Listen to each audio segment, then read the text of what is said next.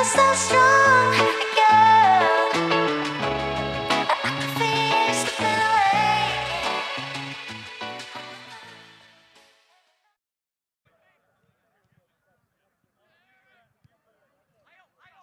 Ladies and gentlemen, if you would direct your attention to the middle of the field, we welcome a special group of guests to our match this evening. As Jim Winters said in a November 19th, 1998 Oregon Observer article, quote, "The title run all started with the Demolition and Bobcats." Everyone knows that winning a state championship isn't something that happens overnight. Al Petitrin and Rick Ullman, coaches of the Demolition and Bobcats, both had sons, Nick and Matt, on those teams. Al and Rick knew their teams had a bright future and merged the groups by the time they were in 4th grade. Al also had the foresight to hire Tim Stevens, a 1992 OHS soccer alum, to further develop the players. The roots of this group's success can be traced back to the work Al, Rick, and Tim did with the boys at early ages. The group of men standing before you this evening were largely from those Demolition and Bobcat teams. In 1998, well on the OHS boys varsity soccer team, they scored 135 goals while allowing only 14, finishing the season with a gaudy record of 28 wins, 1 loss, and 1 draw. After beating number 2 Grafton in the state semifinals and falling behind 2 goals to Delavan Darien in the state final, this group rallied in overtime to capture the first state title for OHS boys soccer. Research also suggests this team started the now infamous tradition of bleaching hair prior to the start of the state playoffs. The assistant coach of the 1998 team, Rich Langer, still has close ties to the OHS coaches and teams that compete to this day. In fact, he sends a text of support prior to every game to Coach Mitchell and Coach May. He shared in 1998, quote, "It gives me an overwhelming feeling of pride and satisfaction to be connected to a program that has been successful and reached the pinnacle of the sport, but only with the support of a school and community. Current OHS coaches and players look to carry forward this tradition of excellence to this day. Please join us in recognizing this trailblazing group of players, coaches, and staff." Special recognition goes to Al Petitrin, Rick Ullman, and Tim Stevens. The coaches from that group, Greg Ninneman, Rich Langer, and Darren Feller. And the players, number 1, Eric Kirsten. Number 2, Chris Rago. Number 4, Matt Zulke. Number 5, Adam Betchen. Number 6, Isaac Betchen. Number 7, Brian Korth. Number 8, Nick Pedrstein. Number 9, Daniel Brashi. Number 10, Ben Olson. Number 11, Derek Pools. Number 12, Adam Hansen. Number 13, Brad Bavery. Number 14, Eric Nutt. Number 15, Eli Pastor. Number 16, Matt Ullman. Number 17, Jesse Breidenbach. Number 21, Kyle Krieger. Number 22, Alex McKendrick. Number 23, Aaron Goose. And number 25, Rob Bossingham. That team was also managed by Nate Bartz. To the members of the 1998 state champions, thank you for joining us this evening. Congratulations on the 25th anniversary of the first, but not only, OHS boys soccer state title, and go Panthers.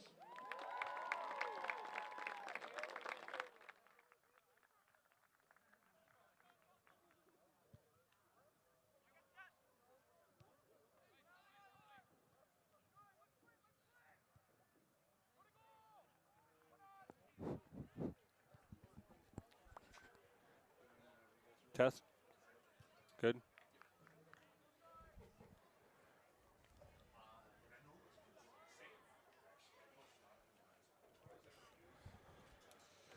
Welcome, soccer fans. OCA Media is proud to bring you this exciting Oregon Panther varsity soccer match tonight. Tonight, the Panthers host the Monona Grove Silver Eagles in the Panthers' first home game of the season. I'm Jeff Rohr, and along with Hayden Lorenz, We're bringing you all of tonight's exciting action right here on OCA Media Sports. We'd like to welcome our sponsors first off who help make these Panther soccer live streams possible. The Village of Oregon, a great place to live, work, and play. The Oregon School District, actively building competency, character, culture, and community. The Oregon Athletic Booster Club, supporting student athletes in all Panther sports. Be a part of something great.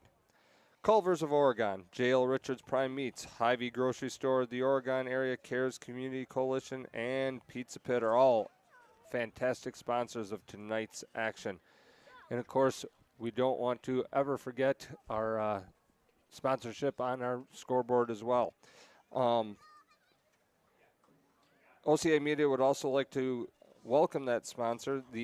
This year is a new sponsor, Panther Exteriors, your hometown Panther exterior experts, proudly serving residents throughout Pantherland. Before we get going with tonight's introductions and PA announcer, just want to throw it over to Hayden. Tell us a little bit about the team that's returning, their start to the season, and remind everybody that this is the returning state champs. So. Yeah, returning state champs, won state last year in Division II boys soccer, and actually got bumped up to Division I this year, which is going to be a big challenge, along with Whitefish Bay, who they faced basically almost every year in the Division II state final.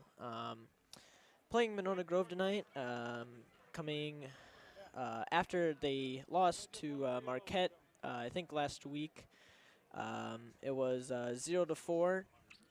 Pretty hard-fought game, but Marquette obviously getting second in Division I state last year. Really good opponent, so that was good competition, and yeah, they'll look to take on Monona Grove. This is always a match I really look forward to every year because you never know where it could go. Last year, during the regular season, Panthers won 2-1 at Monona Grove, and then played them in the sectional, I believe, final, maybe semifinal. And then somehow pulled out a 6-0 win. So that just shows you how much it can sway these two teams playing. And Monona Grove definitely looking better this year. Oregon obviously losing a lot of seniors after this past year. And so, yeah, it'll be a very fun game to watch.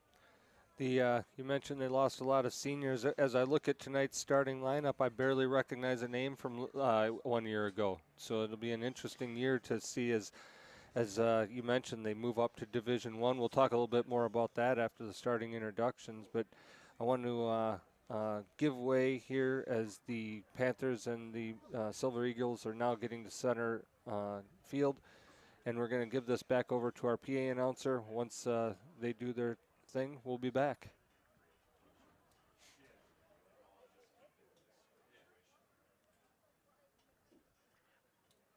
Good evening once again, ladies and gentlemen, and welcome to Huntoon Field for tonight's boys Badger Conference soccer matchup between the Silver Eagles of Monona Grove and your Oregon Panthers.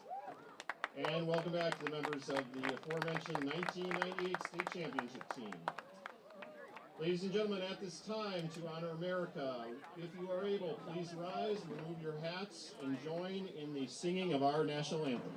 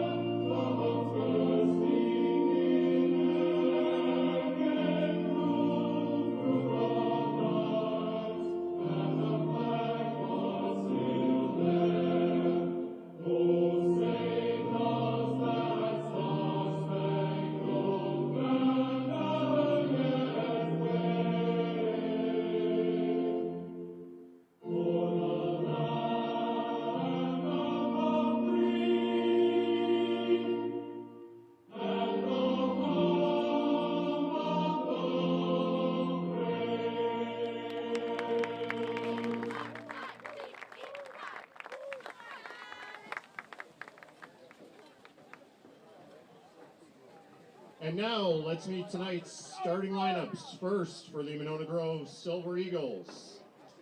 Number 1, a senior, Ethan Johnson.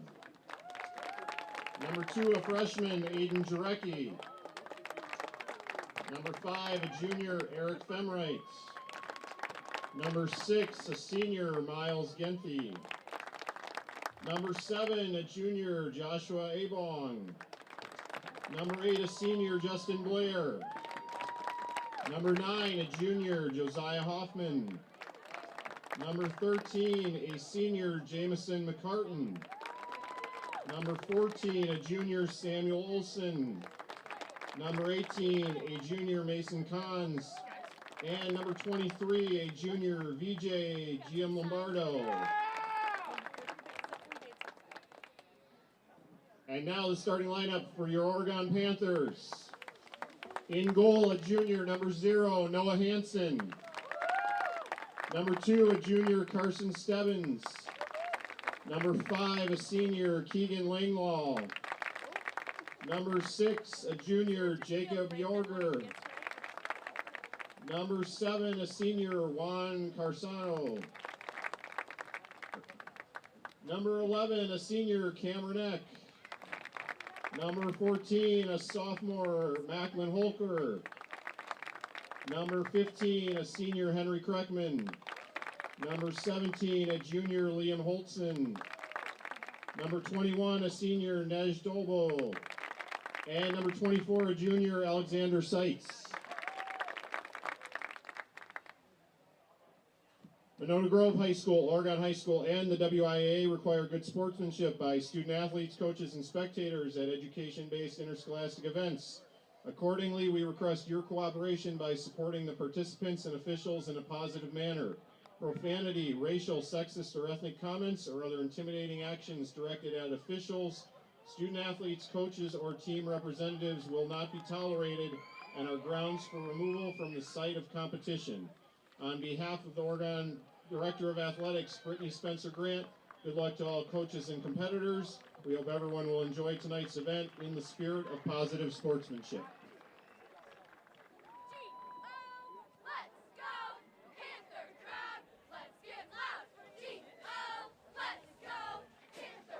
Oregon High School is proud to have OCA Media here live streaming this game. If your friends and family can't make it out to Huntoon Field tonight, notify them by call, text, or any means necessary and let them know they can watch this game live at ocamedia.com. Additionally, the Oregon Boosters concession stand is serving up fresh popped, tasty popcorn. If you need to make an extra trip during live action, continue to watch the game on your phone via OCA Media's YouTube page. And that would be us, OCA Media, on the call tonight, here with Hayden Lorenz again. Hayden, you mentioned before how the Panthers have been moved up to Division One.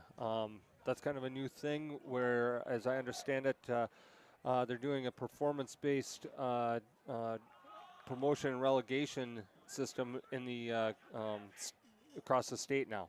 Oh yeah, you'll see with a lot of other sports it'll be mostly on size, which I was kind of surprised as well when I heard, because there was a lot of talk of Oregon being moved up to Division One last year, and then at the last minute they kind of just declined that and kept us in D2. But then I think another state win kind of convinced them, hey, yeah, this team is pretty good for Division Two. They seem to be in the final or state every year, and yeah, they're definitely going on performance now.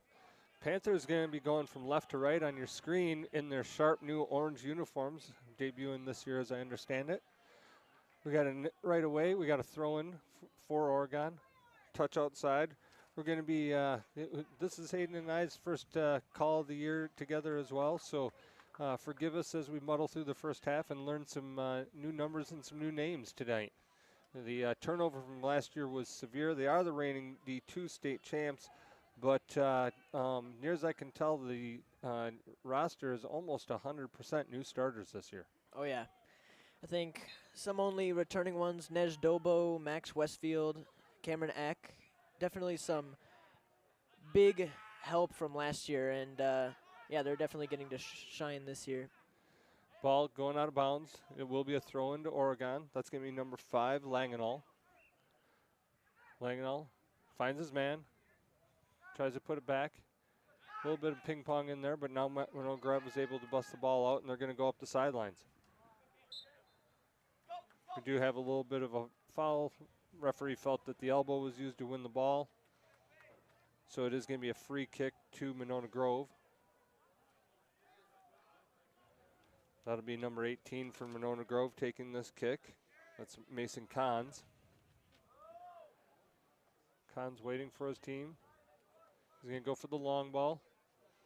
That's going to be headed out of the air, though. Nice header there by number 17, Holtzen for Oregon. And we have a call, and it's going to be a free kick.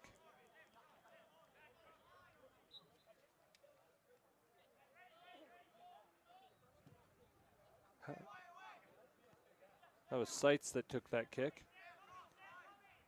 Nice slide tackle by Monona Grove there to win the ball away. Excellent job there by Langenall. Trying to nutmeg, couldn't quite get it, but did win the throw in. Number 11, Eck is going to take this throw. Eck looking for feet, finds feet. That was Kreckman, a senior, one of the few seniors starting on the squad. Nice little chip, looking. Really liked the pace on that chip. Just couldn't quite get there was Langenall, but it is going to go up for a goal kick.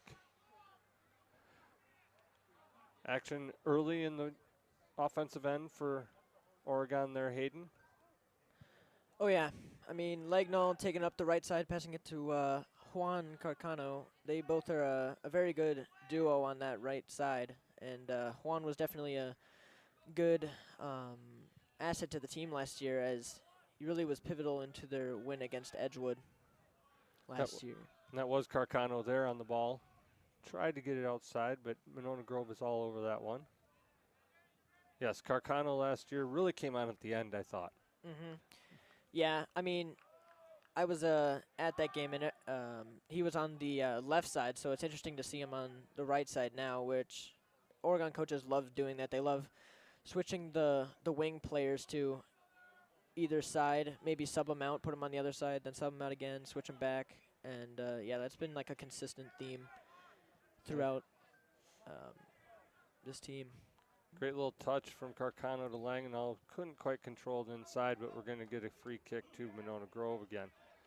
The referee setting the tone early for not wanting the elbows to fly, so to speak. 'Cause that's twice now where it's been kind of where he felt like they were using it to gain an advantage.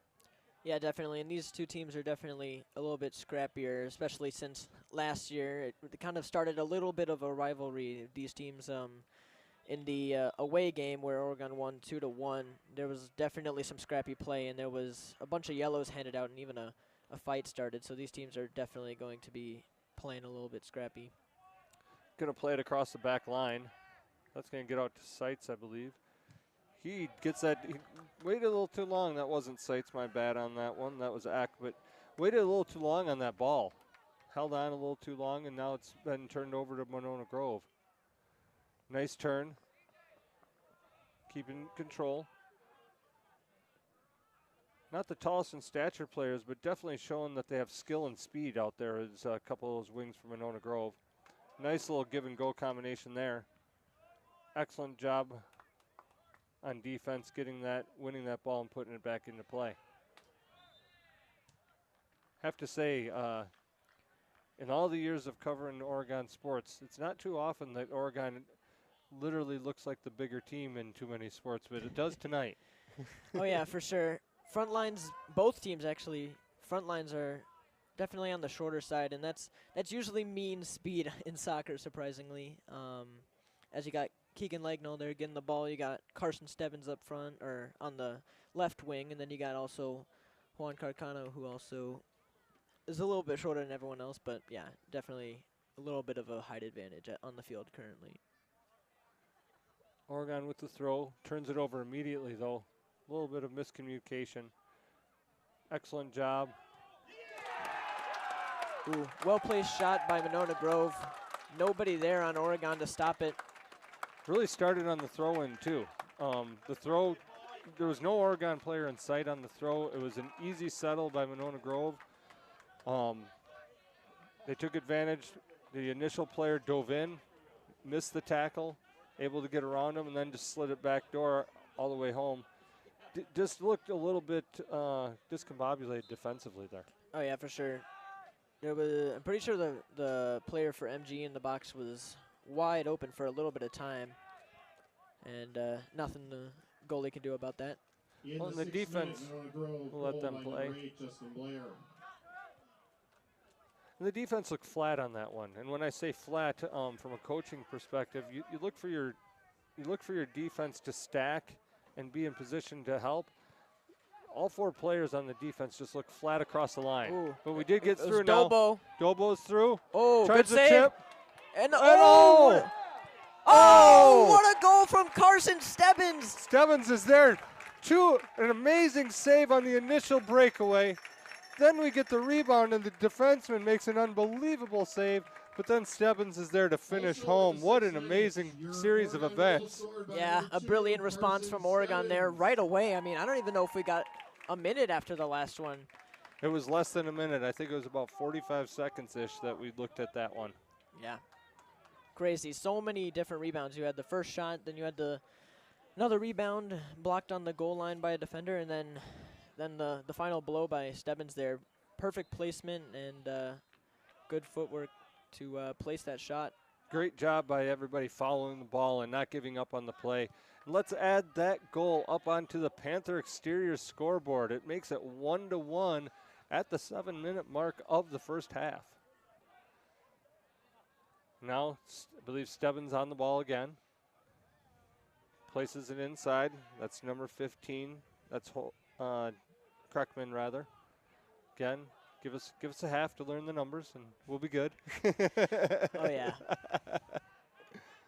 A lot of speed it's looking on MG so far, and that'll definitely be a struggle for some of Oregon's defense.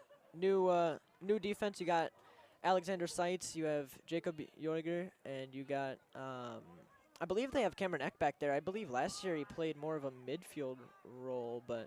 That does sound familiar, but yeah, it does appear that he's on the back line this year. Great stick there on that one. Good job by Eck to get that away. Great job by Eck, and now Langenall on the ball. He's going to place it into Carcano. Oh, would have just liked to see him place that up the line so that Carcano could just use his speed to run onto it rather than trying to cut it inside like that. Oh, yeah, just a little bit too far. Juan doesn't quite have the speed as some of the other strikers, but yeah, that one was a little bit far. Monona Grove takes control. Tries to clear it up, but went off the side of his foot. It's going to be a throw-in. He was trying to trick the referee into that one, but it didn't go off anybody. Now Langenall. He's going to look to cross. Taken away. Cleared out, and that's going to be a throw into Oregon. That'll be number 11, Eck. It's looking like Oregon is definitely favoring the right side of the field so far. The right wing is where most of Oregon's attacking is really coming from. I haven't really seen any attack from the left wing. Referee again. Not really sure where I'll give the referee that I thought that was a foul. It was a slight push, very slight push in the back, but in my world, there's no way that's a card. Yeah, I don't. It didn't. It was the lightest touch from the behind with his hands. Yes, he pushed a little bit, but there was nothing dangerous about it. There was nothing egregious about it. He was just trying to create a little space. I agree that was a penalty, but there was no way that's a card. Yeah, I'd agree. I believe coming on now should be Keegan Cram. I believe he got brought up from JV1 actually for this game. He was telling me before the game that Coach Mitchell actually told him just after he just finished a JV match against Monona Grove. And yeah, they just said he should. He got the call up to varsity. He's a very good left footer and is pretty good at defense. That's fantastic. Probably only going to be in for a second. I believe the card was on Jorger. I think, no, that was Alex. Yeah, that was Alex Seitz. Oh, was it Seitz? Yeah. Was it 24 Seitz? Mm-hmm. Okay, my bad then. Good. Yeah, Alex Seitz definitely played with him a little bit. He's definitely a very physical player. He has really big size. He really uses that to his advantage. So sometimes he can get a little bit carried away, and yeah, just got to be a little bit more gentle. But as you said, I don't know if that's worthy of a card. Again, put himself in a bad position by holding the ball too long again, though. Everything's getting sorted. Referee explaining to the coach what exactly happened. Service into the box. Nice header.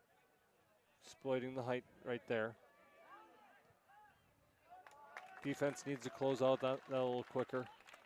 Yeah, we did have a lot more. Oregon did have a lot more players back there. I believe about 5 or 6, and I think there was only about 3 MG players. So Oregon's definitely got to start marking a little bit better. Nice job by Hansen with that save, though.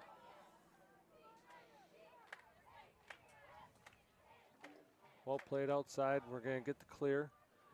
Monona Grove is there, but Carcano is on the ball. Good takeaway. Now the play up front. There's Dobo. Dobo is trying to chip the keeper. I like the idea. Just put a little bit too much on it. Keeper was way out of his net. Dobo saw it. He was just trying to chip him. He just put a little too much on it. Yeah, and sometimes that's just kind of the in the moment. It's a good idea in your head in the moment, and then you just think, oh, man, wish I could have had that one back. And that's definitely one of those moments. But pretty good breakaway there.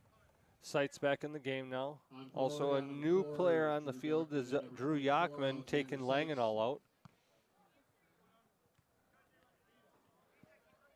Controlled by Oregon now. Eck not able to control. Going to be a Monona Grove throw in.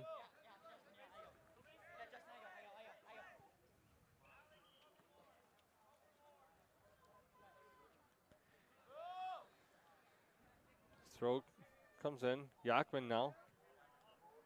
Good football work. Good control. Going to be out. Should be a throw into Oregon, and it is. Eck will take this one once again. Back to Sights. Oh. Sights with a bad giveaway there. Oh, good defensive play from Jorger there. Fantastic job stretching out by Jorger there. Really probably saved a breakaway. All right, there's Yachman. Yachman with a nice chip. Just went out of bounds on him. I like the pace of it, though. Yeah, Yachman, one of 3 sophomores on the team, has magnificent speed, and they love putting him on that wing because he can really just dribble and really just kind of out-dribble everybody, honestly. Watching him in the alumni game, he definitely showed that.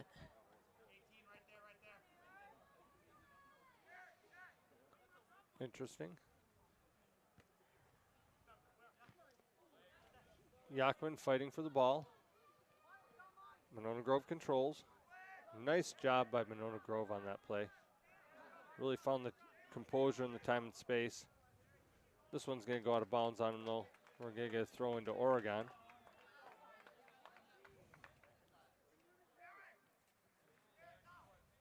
Yachman looking to take the throw. Nobody moving for him. Now we get some movement. Carcano there. Like the way he was thinking on that chip. Nice little cut. Good clear by Sights. Oh, Ooh.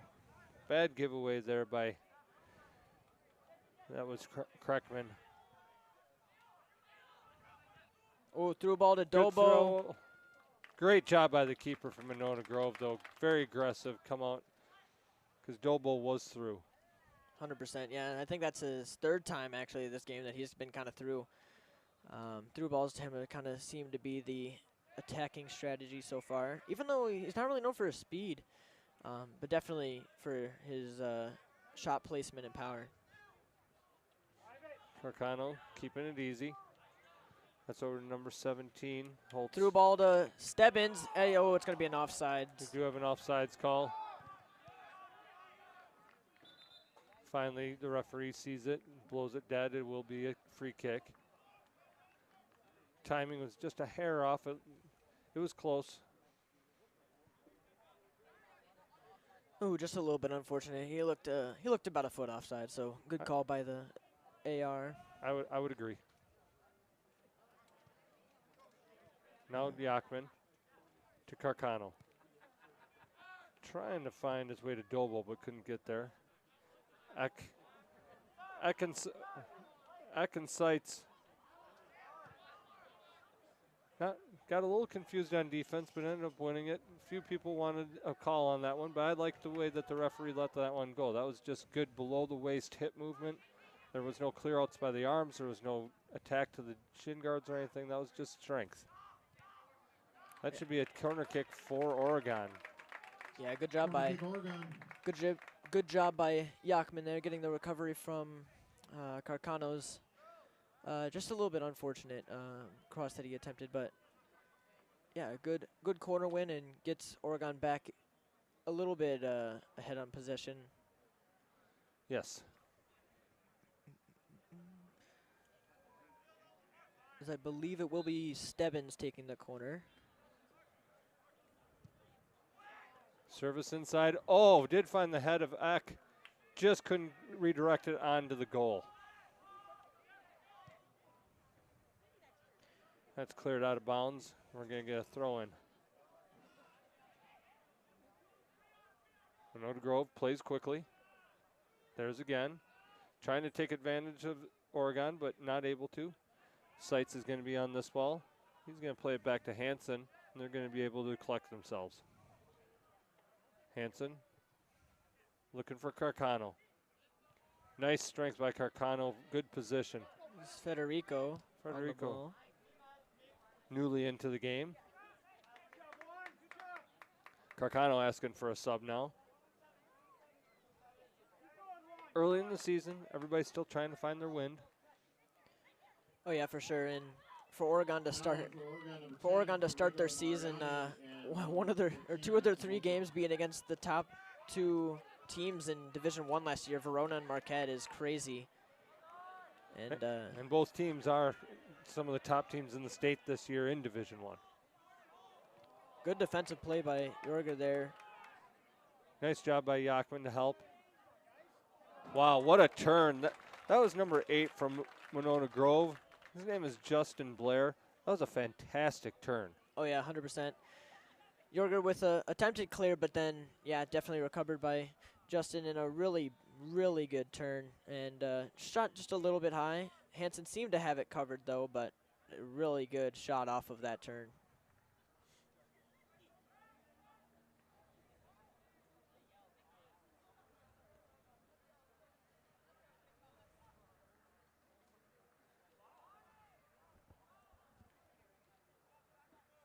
Oregon collecting themselves. Not able to get that clear underneath the ball, unfortunately. What a wonderful save. Great save by Hansen. Keeping his team in the game. A lot of failed clears by Oregon so far. Nice job by Hansen. Calming his team down now. A couple of failed clears lead to a couple of opportunities, though. Yeah, Jorger just seemed to be kind of stuck in the left corner over there. Didn't really have many options. Kept going back to Hansen, and brilliant save by Hansen there to keep this game at 1-1. Absolutely. I believe that was Holtzen there. Oh, Stebbins with a good header to place it in Stebbins. front of him. Good clear, and we're going to get another corner kick for Oregon. Corner kick, Oregon. Yeah, Stebbins really showing off that speed there. I mean, seen it a couple times now, just a little chip over the top of the defenders over to Stebbins, and a great header to place it for him in front of him. And yeah, he has really good shot placement too. So if he gets a one-on-one on goal, it's definitely going to be a hard one for MG. Calling for it.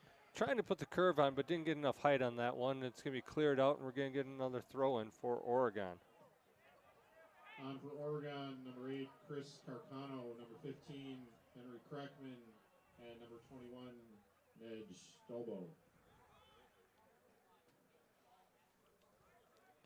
Throwing now. Stebbins trying to intercept that. Good job by the defenseman there. Dolbo trying to help.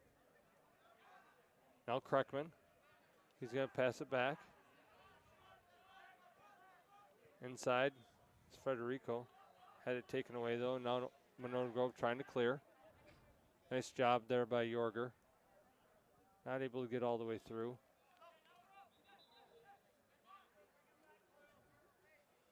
And then, believe, is it the other Carcano came onto the field there Yep. at that last throw-in? Yep. Hayden? Chris Carcano there. He got a little bit involved in the play when Yorger couldn't really control the ball, but yeah, Chris Carcano now on the field. He's another junior. A lot of juniors on this team so far. Bodes well for the future.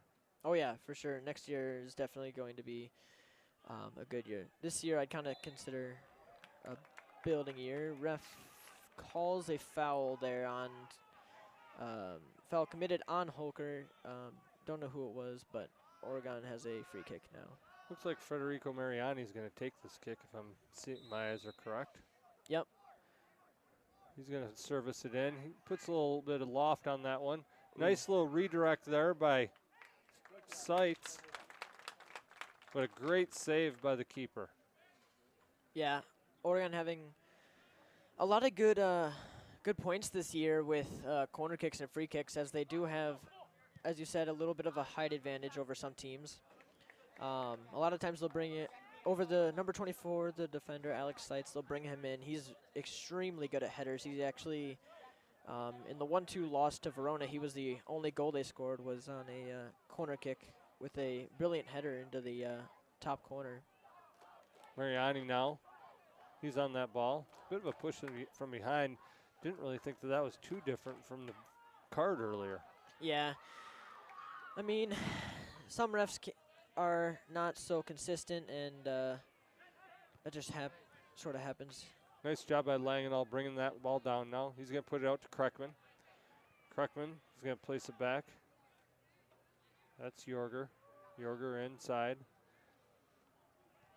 That's number 14, Helker. A little bit of good stop by,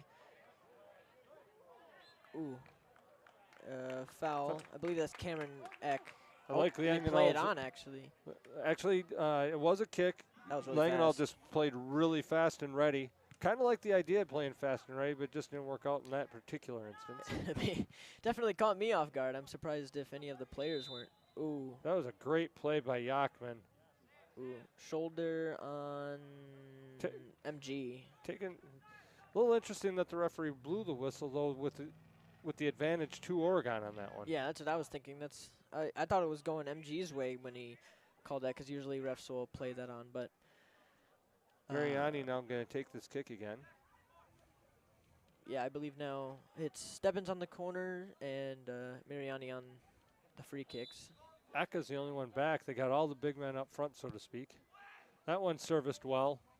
Ooh. As you mentioned, Seitz right there, aggressive on the header. Did get his head on it, but just couldn't redirect it quite enough. Yeah. And coming on now, we have, I believe, Stebbins back on the field along as Holtzen. Stebbins, as I said, the coaches love to do. Stebbins now on the right wing instead of the left. Got a little rest, got a little breath, a little drink. Now they're ready to go again. Yeah, we'll see. Stebbins is a righty, so I think that's his preferred side. But last year he did play a lot of left wing, and he definitely excelled at that.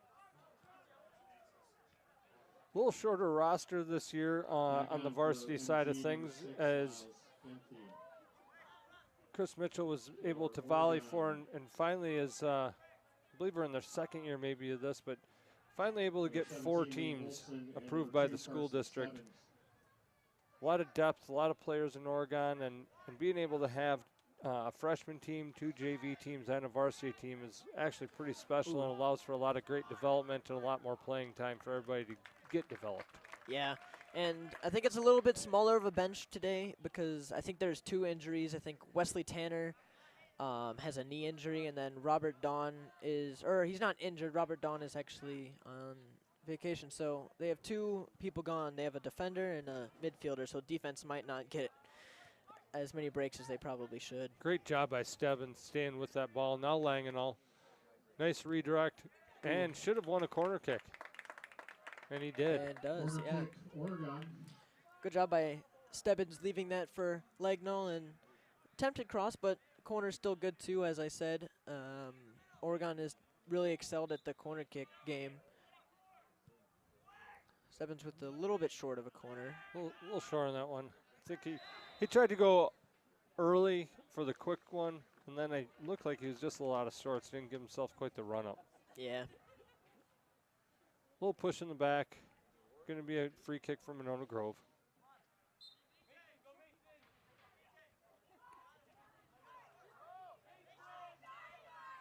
Monona Grove with the free kick. Plays it long. Seitz is there. Put some air under that. Stebbins trying to win the ball. Monona Grove brings it down.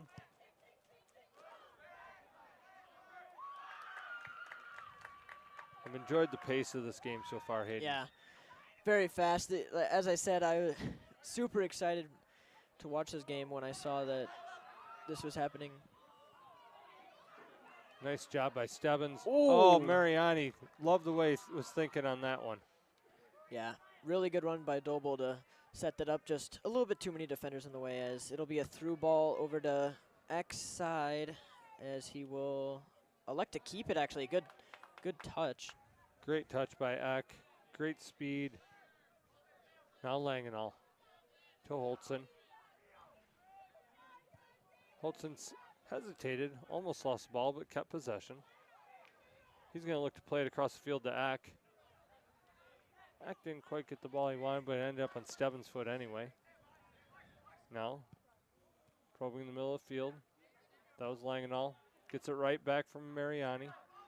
Not quite on the same page, but almost. Oh, And he'll we're actually give it Oregon's way.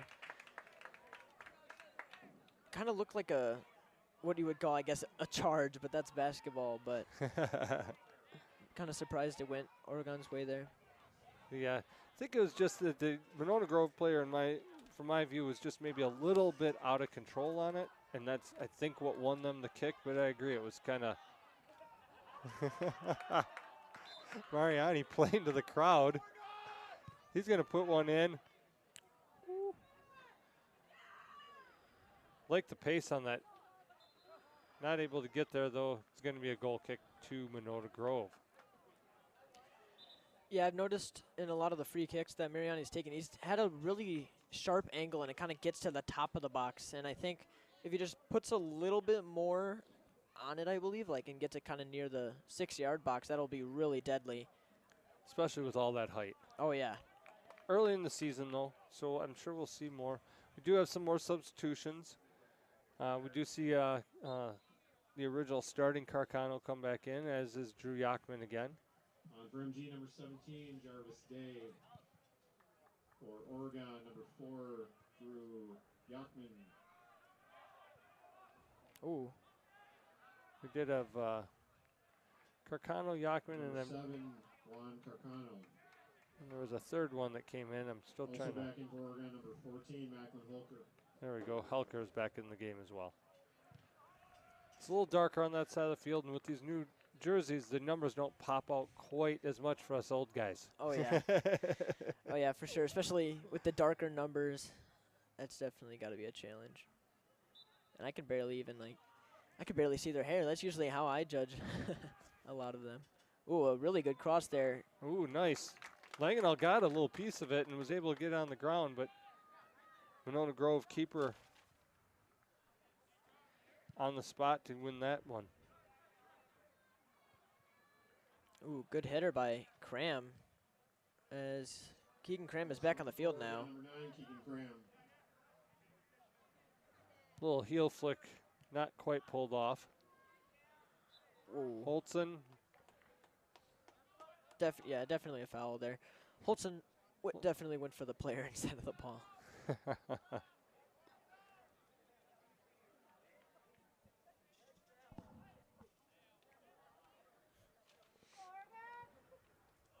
Monona Grove plays it out wide and right back into the middle.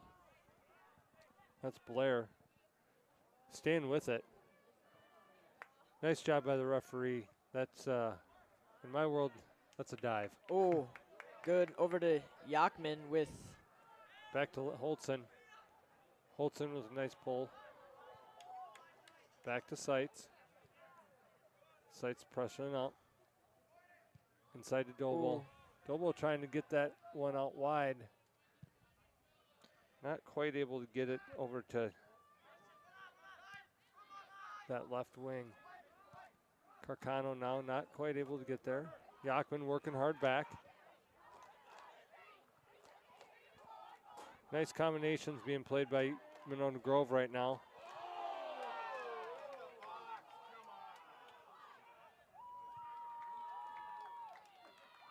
Honestly, did not see what happened there. I saw Cram win the ball, and then as the player was getting up, I guess he fell over him again. The ball was nowhere near where the what the MG fans would call a foul there. Yeah, it was an interesting play. I would love to see the replay because that one was a little difficult in real time since the ball wasn't on foot. Yeah. I kind of looked away because I saw the ball go in the other direction, and all of a sudden I see both of them back on the ground again. Long ball up to Dolbo. Number 12, Colton Cummins. Monona Grove not able to keep that one in play. It's getting out of bounds. We're going to have a throw in. Eck will take this throw in. Yeah. Oregon seeming to kind of play like what you would see in, I guess, middle school recess type of play style where you just keep on sending it up to whoever the fastest player on your team is and hope that they get it, I guess. Bit of kick and run, as we call it. Yeah. Not a big fan. I like possession. But sometimes if you can see that there's an opening, sometimes it's not a bad play. Ooh. Oh, Carcano and Doble not on the same page on that one. Yeah, good idea on paper, but. Ooh, Stebbins with a good interception there to win the ball over to Holker. Oh. Ooh.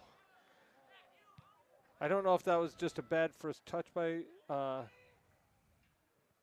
think that was an attempted pass. Good shot. Ooh. Nice shot. At the keeper. Does find the keeper's hands, but that's what I was going to say. I didn't know if that was just an off pass or a bad first touch. It could have been either one in my eyes. Yeah, high school level, you can never tell. Here comes a through ball as Drew will definitely use that speed. Great job by Yachman. Really working hard from up front to stay back and help his D. Yeah, and there's that speed I was talking about. Really love to see that kind of effort, too. Yeah. Ooh, through ball, but Oregon player was running back. This ball's going to go out wide. It's going to find Yachman. Nice first touch there. Now into Carcano. Back to Kreckman. Kreckman takes a touch. He's going to try to play it through. That one has a bit of speed, but somebody's there. And it will be a corner, yeah. Will be a corner. Monona Grove. Don't know if he had to do that. He decided to go with the slide tackle about 6 feet from the end line and ended up giving the Oregon Panthers a corner kick. We are going to get another substitution again. 2 new players on the field. Yorger is back in now. For Oregon, number 6, Jacob Yorger. Number 10, Federico Mariani. Good cross in. Just a hair low. Good pace, good curve, just need a little more height. There's Holker. Takes a little bit too many touches. Ends up losing it. Nice job by Seitz. Tremendous job covering, gets that ball out of play, lets his teammates come back and recollect. Yeah, it is a little bit of a risky play that Oregon's running here, where on corners only having one back, because, I mean, one missed touch by that last defender, and the player could definitely be gone. Very aggressive. And a missed touch from an MG player there. It is still 1-1. I think we're at the 33 minute mark of the first half. That is 1-1 up on the Panthers exterior scoreboard. We appreciate their sponsorship.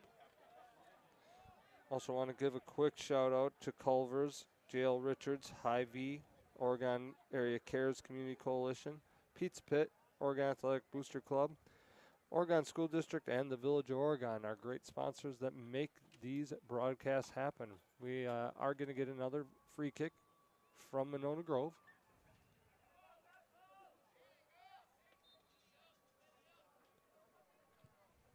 That one doesn't get in the air and does find the foot, though. Tremendous service. Offsides, I believe. Yeah, offsides is the call, so wouldn't have mattered anyway, but Looked impressive. yeah, pretty good dive by the MG player there. As I do think I just saw lightning in the distance, so I don't think there's any rain or anything expected, but No, hopefully it wasn't lightning, but. ooh, good pass by Yachman. Now Carcano. Ooh, he was trying to just thread the needle on that one.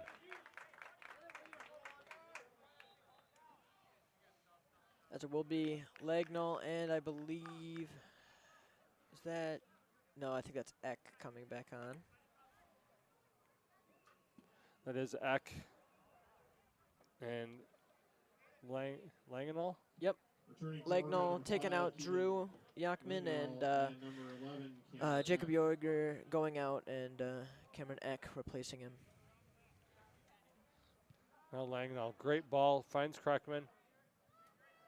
Oh, Ooh. fantastic ball into Mariani. He tries to go around his player, but just not a lot of space for it. Langenall working hard, finding feet. Now Mariani. Ooh. Interesting choice there by the Monona Grove player to boot it out for the corner kick. I think he was definitely going for a deflection to try and get a throw in, but Looked like it was an easy play to just play it out of bounds on the sideline, but we'll take the corner.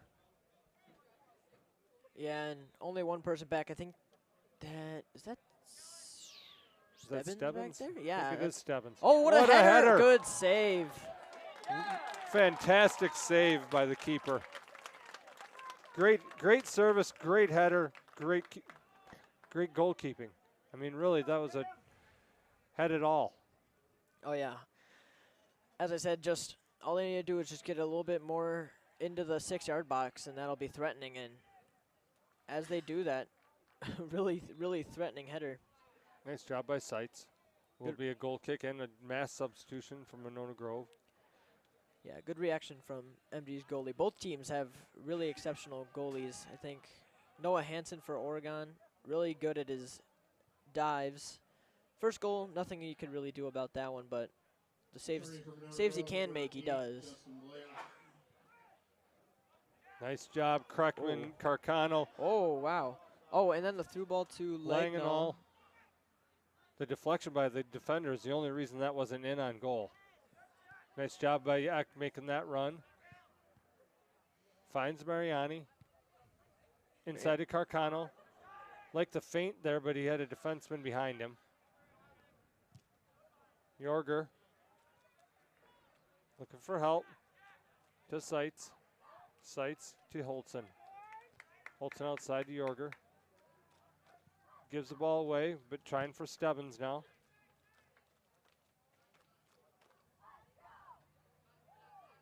Oh.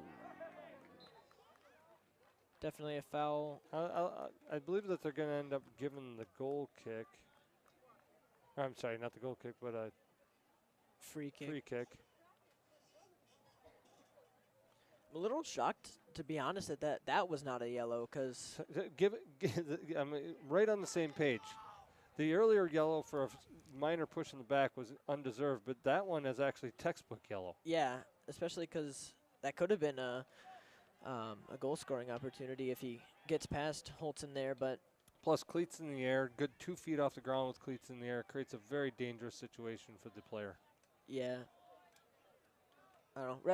Ref must have had something else in his mind. I think almost minute and a half left. Perhaps maybe a makeup for the undeserved yellow earlier. Now we're even out. Yeah. Ooh, I don't know. It will be a goal kick About with a minute and a half left in the first half. Mm-hmm. Goal kick to Noah Hansen from Oregon.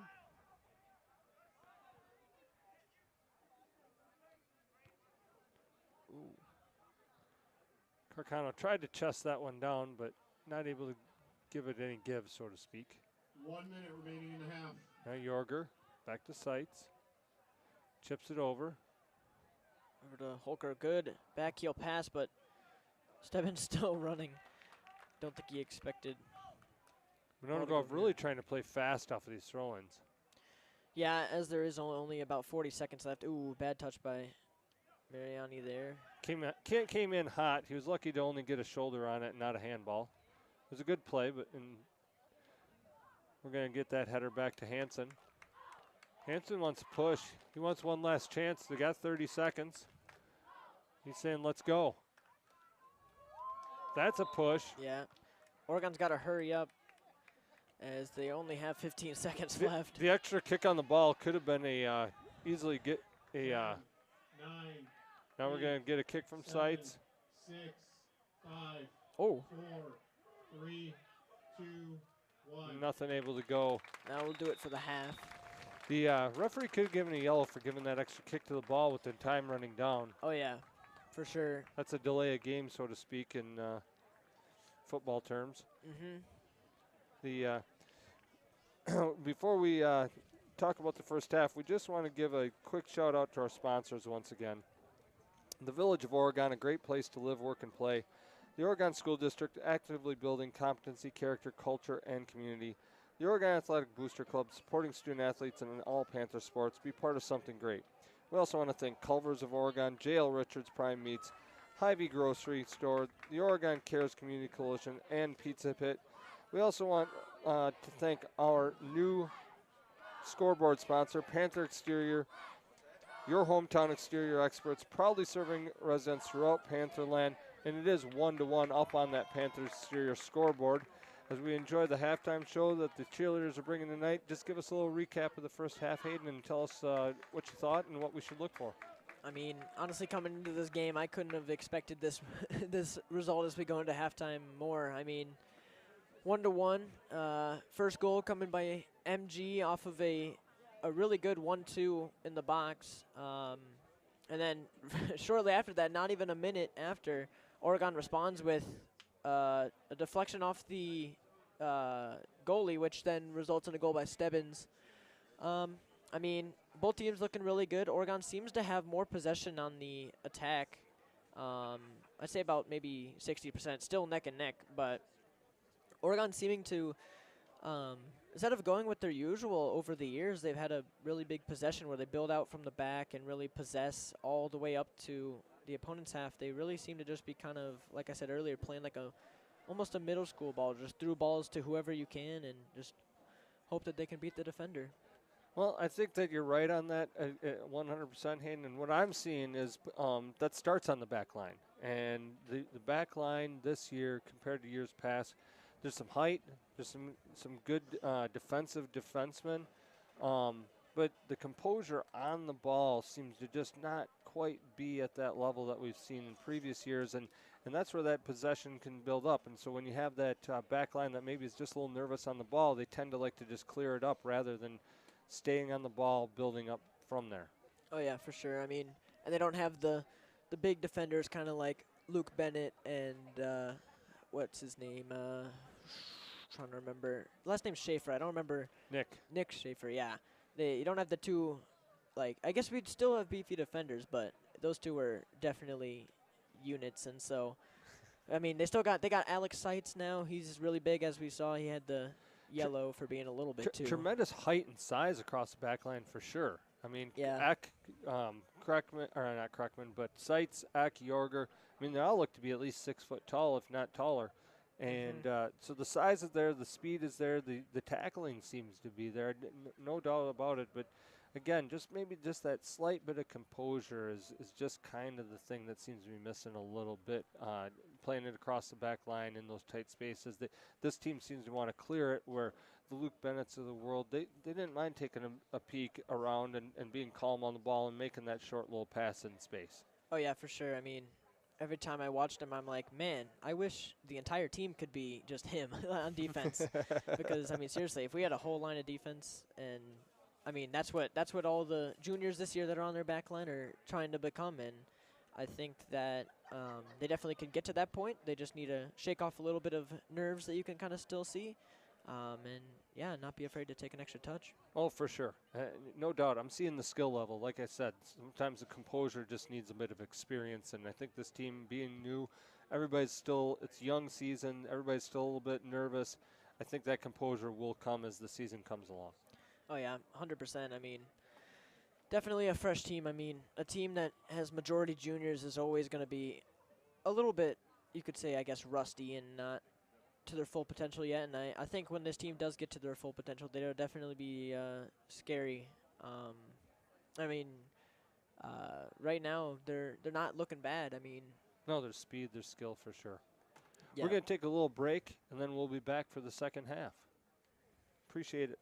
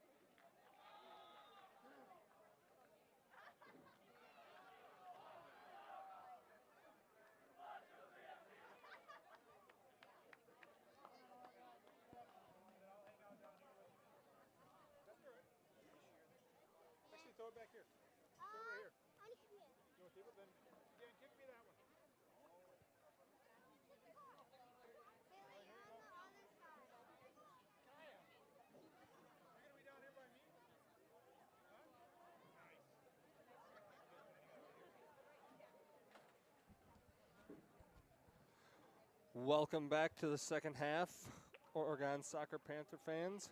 We want to welcome you to the start of the second half between the Oregon Panthers and the Monona Grove Silver Eagles.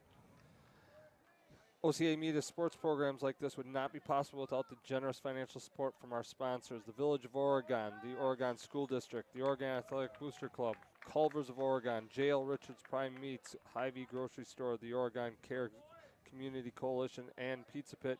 And let's not forget the 1-1 score up on our Panther exterior scoreboard. We thank our sponsors for their generous donations and support to make these broadcasts happen. Right out of the gate, we get a quick play. Will be, I believe, a throw-in, yeah. It will be a throw-in to Oregon. Waiting for the fantastic ball girls and boys down there helping out tonight.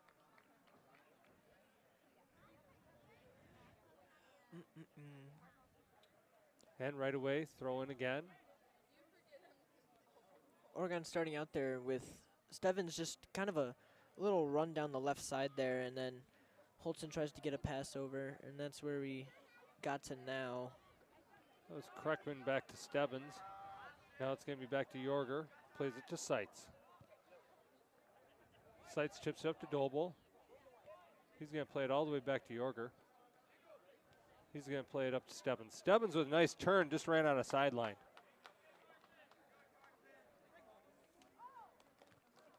Stebbins there, though. Intercepts. Taken away, but now Kreckman. Puts it into the referee. Not really sure what's going on here. Ref just has to stop the play and then give Oregon a kick there. I believe he's just going to do a little drop and then just instant start. That happens. Sometimes the ref can't really judge where the play's going. Oh, and he Did blocked it again. Did it again. You don't see many of those. You don't. I would say, I dare say that I've gone through seasons without seeing that. There we go. A little bit. Yorger going to service it into the box. Doble's there. Tries to bring it down. Langenau chasing it out. It'll be a throw into Oregon.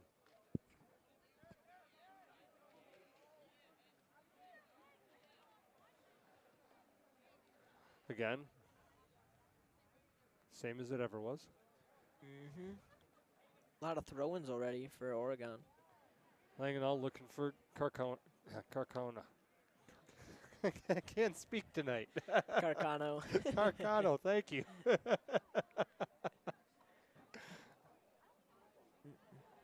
Just played out another throw-in. I think that's 5 or 6 throw-ins already. Yeah, something like that. MG loves to apparently just kick any ball out that they aren't confident that they can clear. Which it is a safe play. Yeah, smarter than just trying to take it and then completely giving away the ball. Holtzen, I think, or no, that's Lagnall on the ball. Oh, another throw-in. Or this time it's going to be a kick, I think. Yeah. Didn't shoving the back on MG.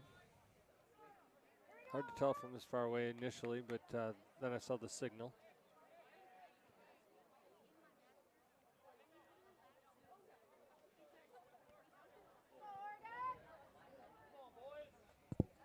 Wait for the team to organize and get the call.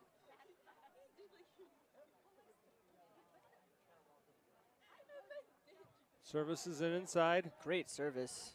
Almost got the header, was Holtzen, but not quite there. Stebbins working hard. Should be a corner, given a goal kick. Will be a goal kick. Like the service, and I like the hard work there, just not able to do anything with it that time. Yeah, Stebbins definitely has really good control and dribbling, and there just gets a little bit away from him.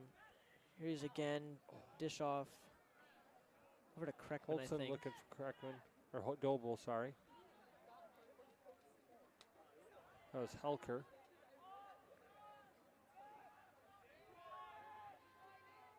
both of these teams have a lot of speed. They've got a lot of skill. It's been back and forth pretty well all night.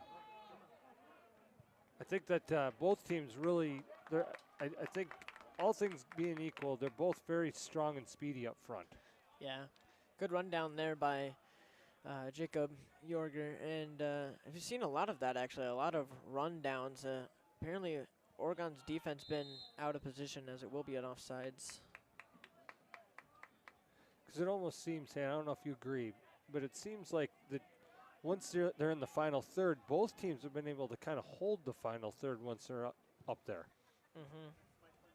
Yeah, and not much really happening on MG's attacks besides maybe one little possession, as Jacob will take that one. Great job there. Jorger just staying with it. He's going to peel off and retreat now. Get back in position. Nice job by Seitz. Not afraid to go after those headers, even under pressure. He never is. As Lagnall is wide open, Holker will pass a little bit behind him. Well, the miss actually in the favor of Oregon by accident. Carcano now staying with it. Pass outside to Stebbins. Stebbins. Oh, wow. And then just gets completely taken out from behind. That is an egregious tackle. I believe it will actually be, it'll be a free kick, I think. It is a free kick. Interesting that they're giving the free kick and not the card, because now club and international rules are a little bit different in this regard, but at the high school level, a slide tackle from behind is supposed to be an automatic card. Oh, yeah, 100%. It's not even supposed to be subjective. I mean, the play was already completely done. Stebbins had kicked the ball away, and I believe about a second or two later then he got tackled from behind. That was... And what I mean by that is you can argue whether or not you felt it was or was not foul worthy, but if you are going to call that call, it is literally the only call you can make was a slide tackle from behind, and that's supposed to be an automatic card. Yeah, good chip by Seitz, as it will be cleared.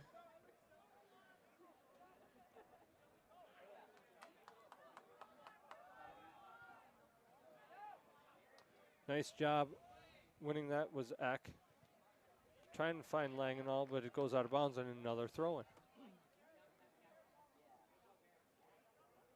1-1 on the Panther exterior scoreboard early in the second half. Carcano tries to flick it. Now to Eck. To Kreckman. Flicks it on to Carcano. Push on Oregon, so MG's ball. It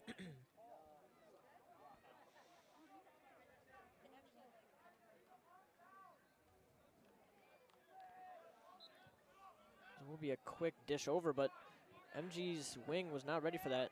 Stebbins with the ball. Gonna just take it all the way, I believe. Gets completely mauled. That is, I don't even think he touched the ball there. Does give the free kick though. It was a good call. Now on that one, I'm okay with no card. Yeah, I don't know that one. It was very physical. It was definitely a penalty. But when it's kind of side to side and thigh to thigh like that, I'm not a huge fan of cards on those. I think it's physical. I think it's a penalty, but I'm okay with those. And I think from this range, you definitely take a shot here. Absolutely. Oh, good deflection and oh my God! Oh, and it's a goal! Alex Seitz with an absolute beauty of a recovery. The keeper is just beside himself. In the 49th minute, your Oregon goal by number 24, Alexander Seitz.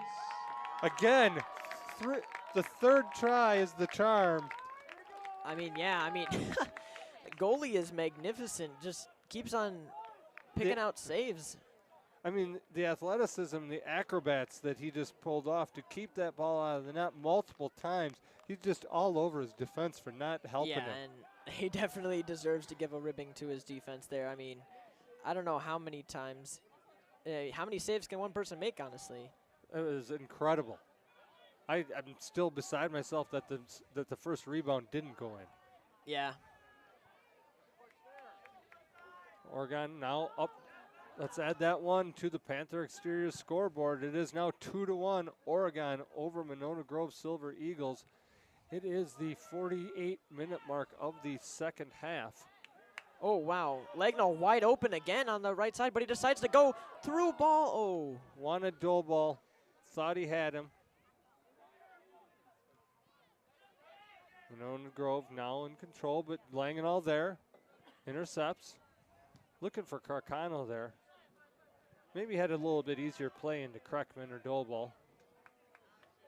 But it is going to be a throw in to Oregon. Nice run by Kreckman and a really nice flick. Like that play a lot. Yeah. Using his body. Nice job by Kreckman again. And Carcano comes out of the area.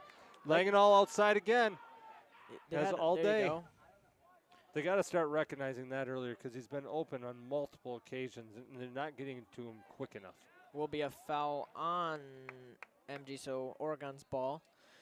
Just definitely some kicking from behind there against Legno. Oregon definitely looking more aggressive after that goal, giving him a boost of confidence. You definitely saw a different body language coming off of that goal.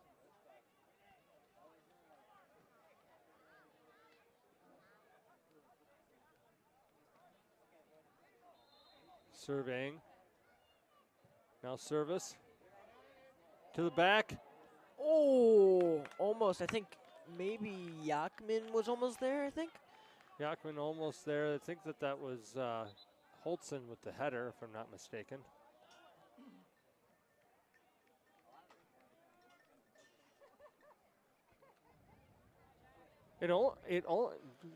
Again, different perspectives. That's why I asked Caden. But it almost looked like Holtzen almost purposely made that header a pass.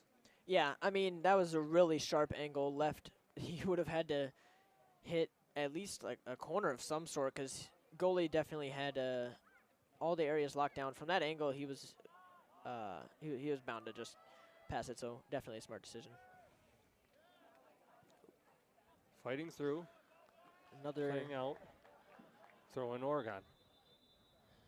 We do have some substitutions coming into play now. I think, sorry, that's Yakman coming on. I think that was Carcano earlier. Yeah, that might have been. It's a bit dark on that side of the field. Sometimes hard to make out the numbers. They both kind of have that flowing hair. Yep. Yakman and I believe that maybe Federico. It is. Yep. That's Mariani come on as well. There's Drew forcing it's going to be a goal kick. It will be a goal kick. Pretty far away, but I think that's the right call.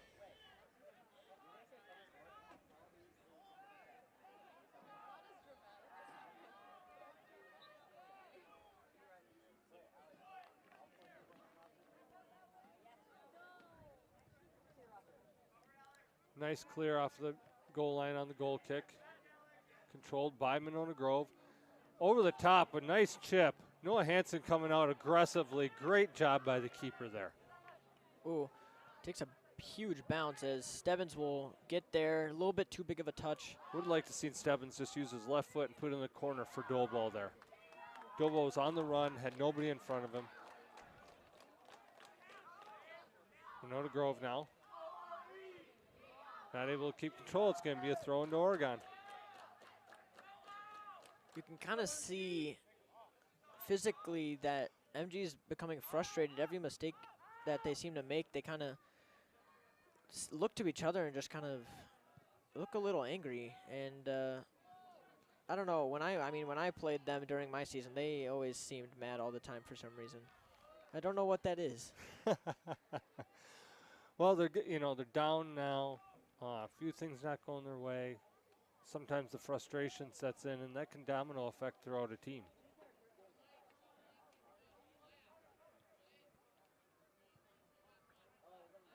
Ooh, a little bit of a bad pass there as Stebbins has his man covered really well there, actually. So Great job by Stebbins. Has to elect to pass to the midfield. No one there. Holtzen on the ball now. Takes a little bit too big of a touch. Will be cleared over to Seitz. Got 3v2 right now. Plays it back to Hansen. Nice job. Doesn't take any chances, just clears it. Smart play.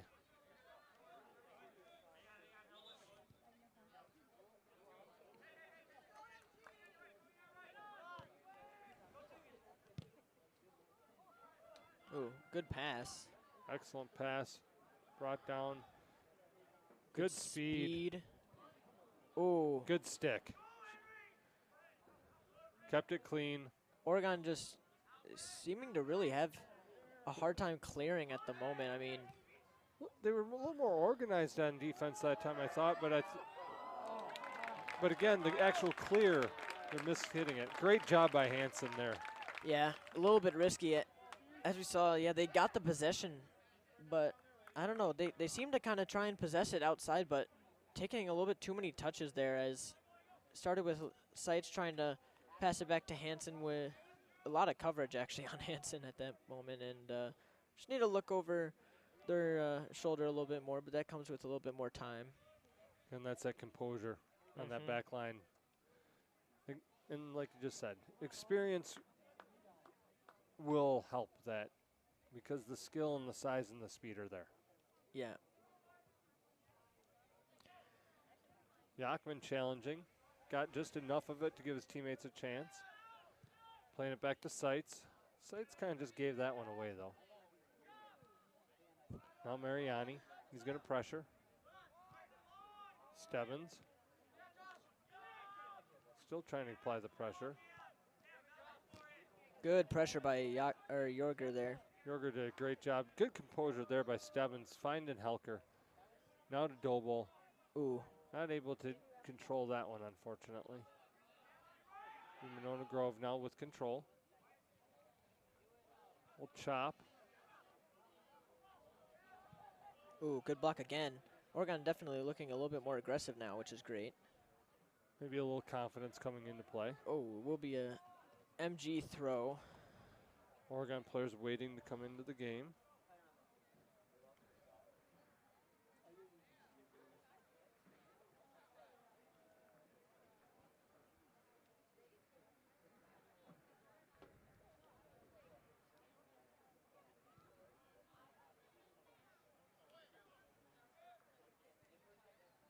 Yachman to Holtzen. Holtzen did a nice job holding that and waiting for his run to come. Jump over to Holker. Will be a header, so the keeper can pick it up. It was a nice job playing that header that way. It was a little bit of pressure, but it worked out.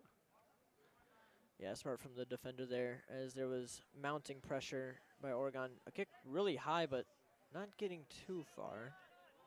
For our fans at home, what Hayden was referring to there was that if you pass the ball, if you're on the white and you pass it to your goalkeeper with your feet, the goalkeeper cannot play it with his hands. But if you do it with your head, he can. It's a nuanced rule that's a little confusing for folks who aren't familiar with the game. Oh, yeah. Oh, definitely a block there by MG, as it will be a free kick for Oregon. Yeah, I think it's a really cool rule for the header back to the goalie thing. It just gives the defense a little bit more of an advantage. I think you can also chest it back or like use your shoulder as well. Yeah. Just nothing below the waist.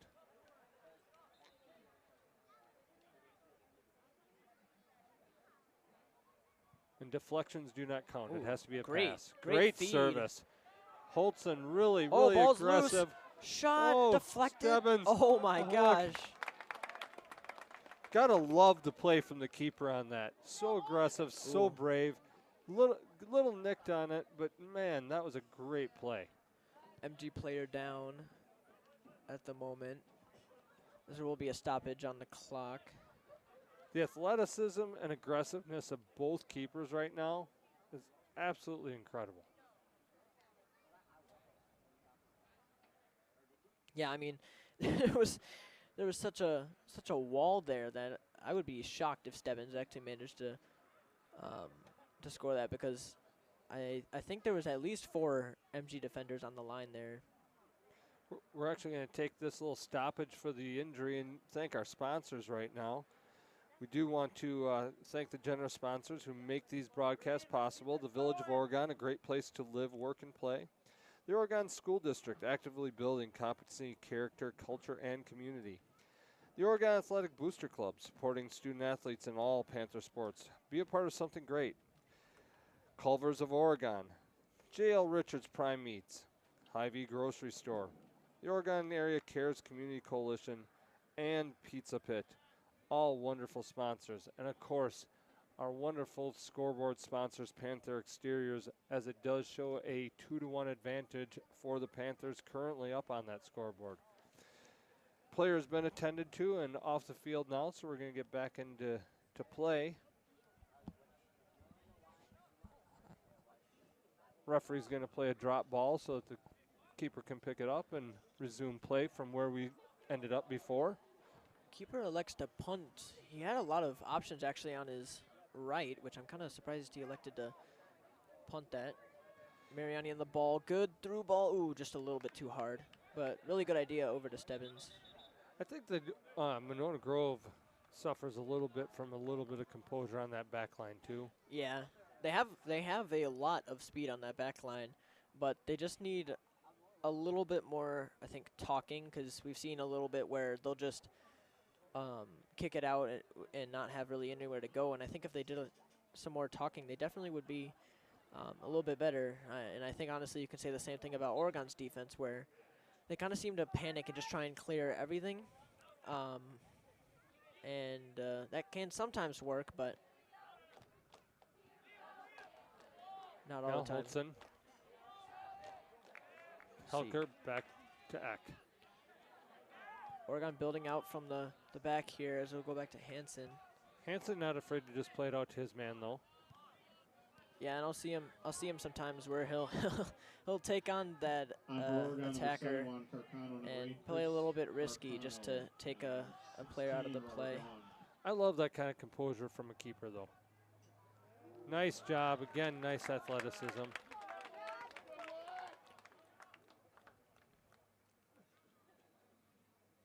Yeah, good save from Hansen. Hansen was the backup keeper for last year, but behind Jack Kreckman.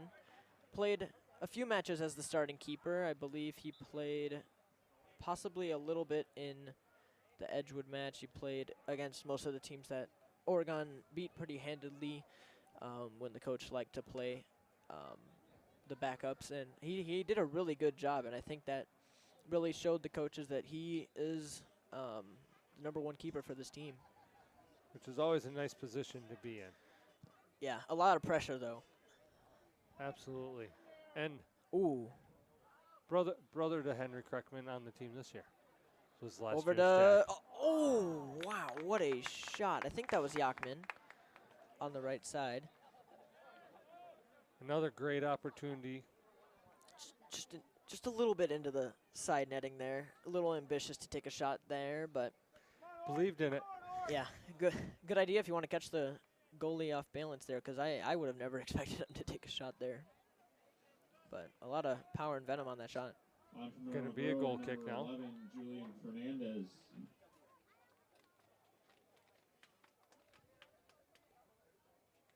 Plays it up. Brought down by Monona Grove.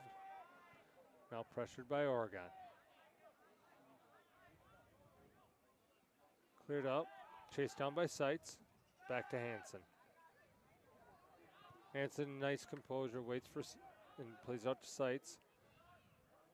Not quite able to get the pass off. Held it maybe just a hair too long again. Yeah, and as this game starts to close out, I think we just passed the 20-minute mark, and I think MT will definitely start bringing the pressure a little bit. They've been, I guess, maybe holding back a little bit. They've kind of been like they've gotten a few attacks, or I guess possessions on attack, but other than that, not really much. Poor clear. Controlled by MG still. Now taken outside. To Yachman. Yachman's uses that speed. Wow. Closes so quickly. Yeah.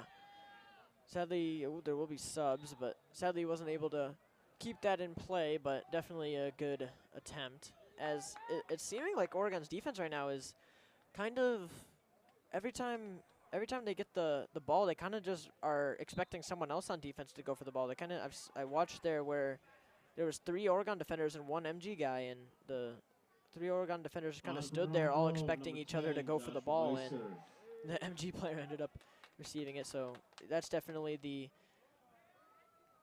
composure aspect, as it will be. Ooh, good defense from I believe that's Jorger. Yeah, it is.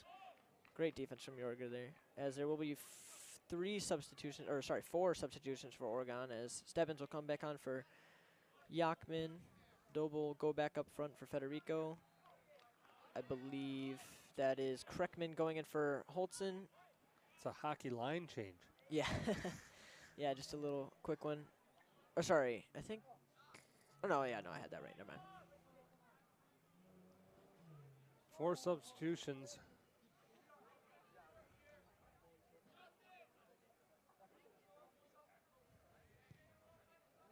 So yes, both Carcanos are on the field now. Hansen puts it in play. That's Doble. Now Juan Carcano is on that. Nice interception by Langenau. Good quick feet. Ooh, a little bit of a missed touch by Cram there, as Seitz will get a good pass off to Cram. Cram clears it. Good clear up to Dolbo. Nice job. Returning for Oregon, number 2, Carson Stebbins, number 6, Jacob Jorger, number 15, Henry Kreckman, and number 21, Stolbo. Cram kind of overshot that one. Carcano into Kreckman. Kreckman with a touch. Out to Cram. Good touch by Cram. Langenau. Langenau looking to switch field now. Great over to job. Stebbins. Found Stebbins. Really great switch. Open up the field. Stebbins trying to beat him with speed. That's going to be a push. That's going to be a kick for Monona Grove. Yeah, Stebbins really couldn't get around him there. Both players with exceptional speed there. Exceptional speed. That was actually really fun watching that race, but they got so fast that Stebbins got a little out of control.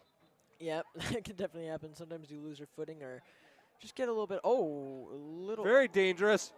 Oh! Just the left foot not helping him there. Dobo, a little bit of a mistouch. Highly dangerous play for Monona Grove Yeah. there with Doble right there. That's like the #1 thing that coaches usually tell you. Oh, good. Nice job by Cram. Yeah, that's the #1 thing that coaches tell you is never cross it or never pass it to the center on defense, because that's where all the mistakes happen. Looking for Carcano, not able to get there. Controlled by Monona Grove. They want the switch. I can hear him from here. Yeah. Sides good header. Back to MG. Nice But job by Kreckman. a great clear by Kreckman over to Stebbins, and Dobo not looking to chase that one. Carcano putting on the pressure. Now Cram. Cram finds Kreckman. Kreckman, Ooh. one too many touches. A little bit of a missed touch there, yeah. Seitz using his length. Good defense from Stebbins there as he wins the ball. Really Great puts defense. that speed on as he's going to look to. Carcano. Carcano takes a touch, able to get a corner. Nice little scissors there.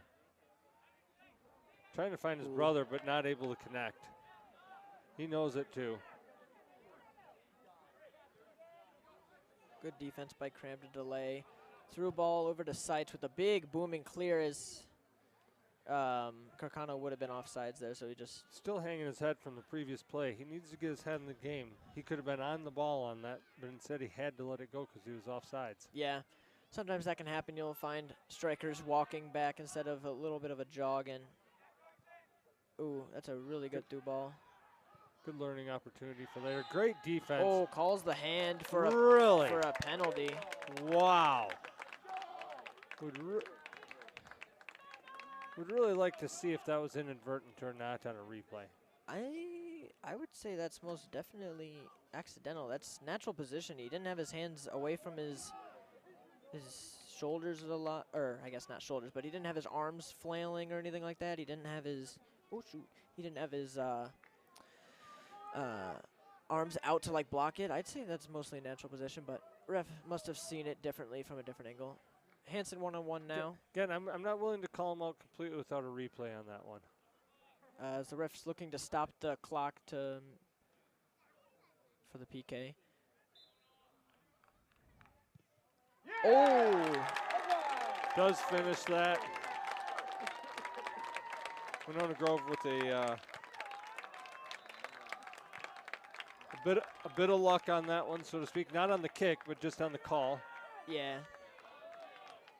Was a great finish on the PK though. You can't control the referee, but if you get an opportunity, you want to finish, and that's exactly what Monona Grove just did. Yeah, Hansen almost had that on the save too, just jumped a little bit too much. Picked the right side and everything, but just got a little bit too much to the right. But a lot of pace on that kick though. Still a good attempt. Not much you can do on PKs. Holton now. Through ball, but no one there. So it is going to be 2-2 up on the Panther Exteriors scoreboard. Throw in finds Carcano. Mass substitutions from the coaching staff on that after that last goal. Now Stebbins. Stebbins ripped with the left foot. Holtzen trying to find Stebbins, but not able to put gives it it through. away. Oregon needs to get back. Good job tracking back by Carcano there. Number 8, Carcano.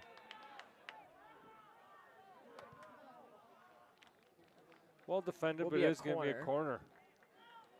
This is maybe I think only the second corner for Monona Grove all night. Yeah, not many. I mean, they've barely been on this side of the field besides a few attacking possessions. I'd say it's mostly Oregon with like 70% possession so far. I mean, most times that MG gets the ball, it's a kick away on defense or a clear up to their But now a chance. line. Good header. Ooh. Not well defended on that one either. Got lucky it's going to be out for a goal kick though.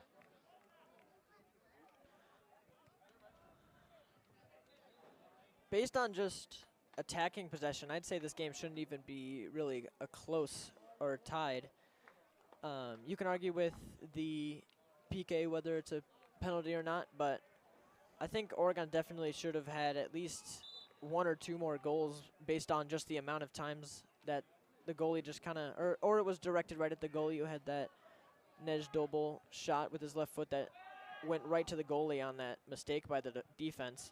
I would agree. I think that the Oregon has outplayed Monona Grove overall in this game and really should have finished. Yeah, and that's always, of course, the hardest part about soccer is the end result, but nice job by Holtzen there, both defensively and composure to play that ball. Carcano looking for his brother, not able to hook up.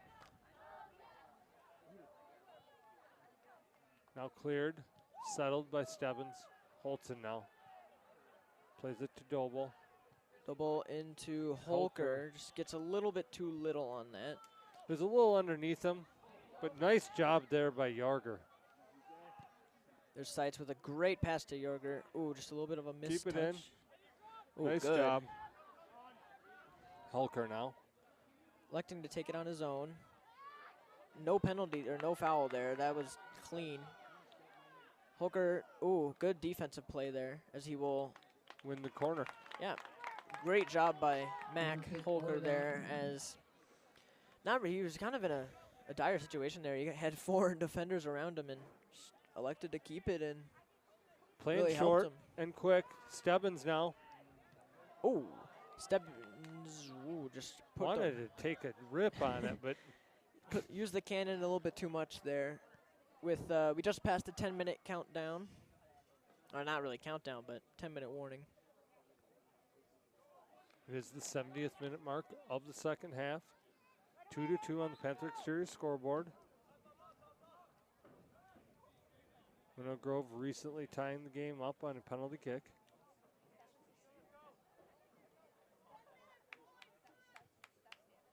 Ball into play. Holtzen there. Nice header down to Carcano. Not able to control, unfortunately. But Stebbins now. Ooh. Dobel trying to find the through ball to Stebbins, not able to get it, but now Helker to Holtzen. Ooh, good pass Nice. by Holtzen. Now Jorger. Not able to keep control on that one. Touch was out too far in front of him. Nice job by Stebbins again. Ooh, Stebbins gets taken out. That will be a free kick. Stebbins, just explosive speed. Yeah.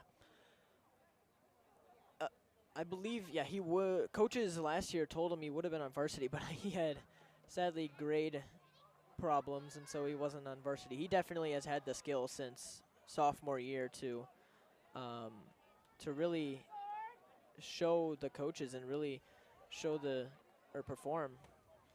Well, glad that he's pulled it together this year. The team certainly needs him. Nice service inside. Nice header. Oh! And, oh my God! Oh, it's a goal! The ref called it a goal! And I think that's Dobo. Again it requires multiple opportunities. And again, the keeper just irate with his defense. Wow. I mean, geez, this game could not be more exciting. A 5-goal thriller so far. And it does become 3-2 on the Oregon Panthers Panther exterior scoreboard. Hey, I mean, I think it was Doleball that scored that goal. I think it might. I think he was the one running to the flag post, but then I did see In Matt. the 73rd minute, Oregon goal by number 21, Nej Dobel. Yep, there we go. Official scorer, giving the Doleball the goal. A lot of bodies in there, though. That was. Let's see if this can stay at this scoreline for more than a minute. Definitely been an interesting game with a 5-goal game. Nice interception there. Ooh. As Hayden trying to tempt the gods with his call for 1 minute. yeah, I mean, that was crazy. After that penalty kick, I could definitely see Oregon really had the anger and rage as you do after a call that you may not agree with, and you could definitely see that they were really fighting back there. And to see that result, to see them get the result that they wanted is amazing. Let's see if they can stay with it and keep this score at 3-2. Very satisfying. Hansen with a heck of a leg there. Oh, that yeah. was fantastic. A risky play by the defender, especially with Stebbins right on his tail, as he elects to kick it away and gives Oregon the possession really deep in their half. I believe that was actually Carcano on his tail. Or sorry, Carcano, my bad. I think Stebbins is on the sidelines with Diakman in for him now. Yeah. They love to switch those two out a bunch. They both have. Or rather, I'm sorry, Stebbins has moved to the left side, and Diakman's in on the other side. I think Diakman came in for Chris Carcano. Good block. Oregon kind of reading a lot of the through balls at the moment. Using their length, too, on defense, I noticed. They definitely, those long legs, those tall features, they're able to intercept some balls that I think the other team is not used to having to deal with that. Federico over to Carcano. Great Carcano job. staying with the ball. Has two defenders on him with Stebbins to help. Ooh. Nice tackle. Gets a throw in. Good. Subs will come on, or one sub will come on. It is a proper call. We are going to get a substitution. Doleball is going to come back in.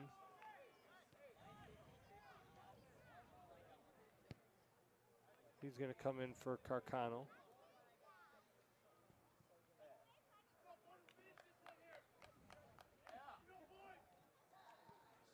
As I believe Carcano will go off. Doleball on.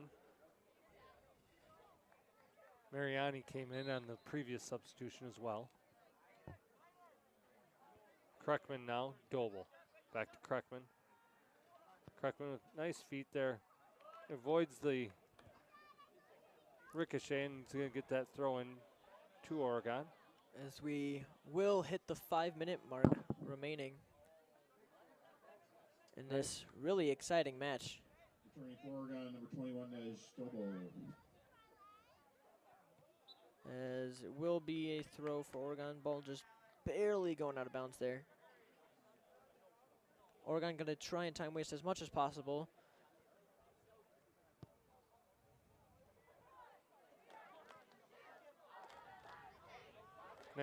Fine balance in between game management and delay a game, but did it well. Yeah, they're going to have to be careful, though, because MG really pressing up high. They want that third goal to tie this game up. And definitely going to sell out to do it. Nice Good job by kick away by- Helker. Just let his team come back, and MG going to take a substitution. A little surprised they're taking a substitution when they're in the offensive half and the ability to play quickly. 4 minutes left in the game. MG really pushing all of their players up. I haven't seen them this aggressive all game. Well, they're going to have to be with time running out. But that should give the Oregon Panthers an opportunity up front as well. Nice play by Kreckman to Helker. To Good to Federico there. Federico, I would not call that. Wow. I don't know. Player kind of fell in front of him just for running. That was Federico going to walk in front of the ball to delay as much time as possible. go to Frosty Freeze. That one was a little soft.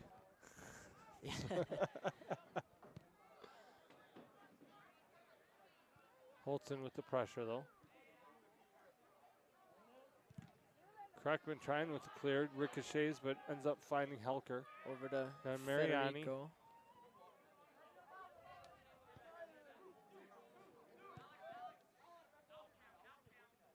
Oh. Terrible clear by Seitz, and really no reason for him to be so rushed with that clear. He Oh, could have wow. settled and cleared well. What a clear from Stebbins there, though, as Doble Great will job. chase the ball down. Oregon keeping a lot of players back. Not a huge rush to get upfield anymore.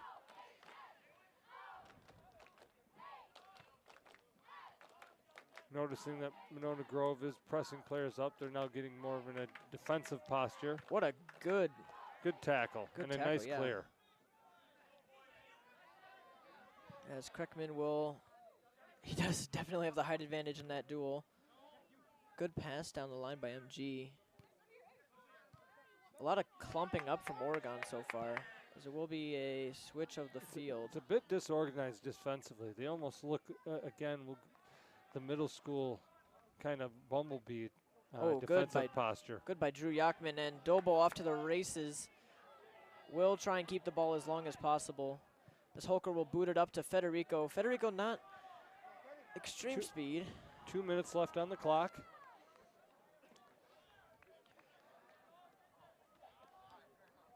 Ooh, that'll definitely be a foul. And Stebbins just freight trained him. yeah, and sometimes teams will do that just to waste as much time as possible, as there is not stoppage time in high school soccer. So no added time at the end of the game, as it looks like MG's looking to sub actually, so that might delay even more time that they need. Well, they have a man down. Back up now. It's the Not sure why that player would have wasted time like that, because all it does is take time away from the team. Is going to get the substitution now. it's the magic. 1 minute mark. It's the magic of being injured in 1 soccer. minute, 1 If you minute notice the ball remaining comes near match. you, you're just instantly up, and apparently all pain goes away. Interesting delayed call. As But- there is only 50 seconds left, Oregon just going to look to clear as much as possible. Trying to get it downfield where they have to collect themselves.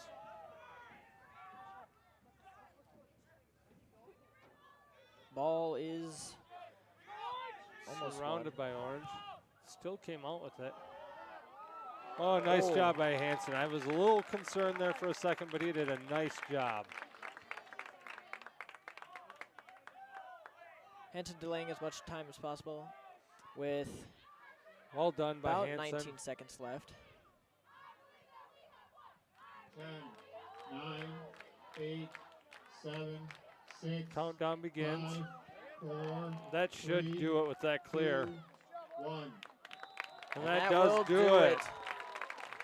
An exciting 5-goal thriller tonight at Huntoon Field as Oregon win 3-2 over the Monona Grove Silver Eagles. Your Phenomenal final from Huntoon game. Field, the Oregon Panthers 3, the Monona Grove Silver Eagles 2. That is a final of 3-2 on the Oregon Panther exterior scoreboard. We'd like to remind you that the Panther sports broadcasts are made possible in part with support from our generous sponsors. The Village of Oregon, a great place to live, work, and play. The Oregon School District, actively building competency, character, culture, and community. The Oregon Athletic Booster Club, be a part of something great, supporting all Panther athletics in our community. OCA Media would also like to thank our scoreboard sponsor for supporting Panther soccer. Panther Exteriors, your hometown roofing, siding, and gutter professionals, proudly serving residents throughout Pantherland. Also, don't forget Culver's, J.L. Richards, Hy-Vee, the Oregon Cares Community Coalition, and Pizza Pit. And on behalf of the OCA Media Sports crew, we want to thank you for watching. Before we sign off here, just any last thoughts, Hayden, tonight and our upcoming game?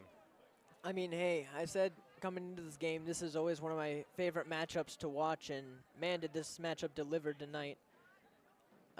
Always, I mean, you can never guess what's going to happen going into this matchup. I mean, Monona Grove, really, really good team. They are still actually down in Division II, so they have a very good shot at doing well in Division II. And Oregon looking a little bit more composed than against Verona and Marquette. I mean, starting your season off against two of the best is very hard. It can definitely get your morale a little low and get your hopes down. But to see this team rebound tonight and to also have a lot of injuries, I mean, they had to bring in Keegan Cram down from JV, and I'd say he really did really well tonight. And I think that definitely helps the team, and to see this team develop, especially in a match as important as this, is very good. Appreciate it, Hayden. We are going to go to, I believe, 2-2 on the season now with that win.